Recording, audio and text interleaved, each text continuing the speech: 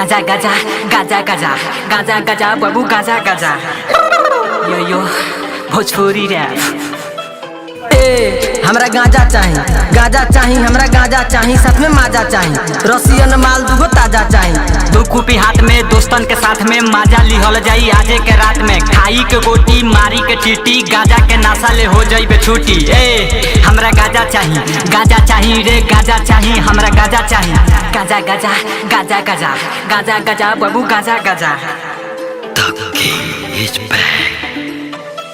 पीला के बाद केहू करे न पंगा, गौवा के लोग सारा कहे लफंगा। छोटी छोटी बाचा कहे दादा दादा, दू कुपी गाजा मारो ज्यादा ज्यादा, हाथे में चाकू ले के राखू, गाजा बनावे ला सब कुछ राखू। 500 के नोट पर गाजा या भेंट पर मिलसन सब लिचुआनी के गेट पर। हमरा गाजा चाही रे गाजा चाही, हमरा गाजा चाही।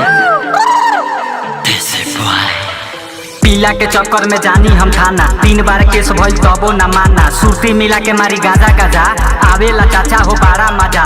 दीपक राजू रहेला बाजू, आलम सलीम के हौवा संदाजू, गरदौल के लइका सब बरांड होला, यही से सबके डिमांड होला। यहाँ वाटर गन में गाजा चाही, माजा चाही, हाँ गाजा चाही रे गाजा चाही। The music by MS Music Project।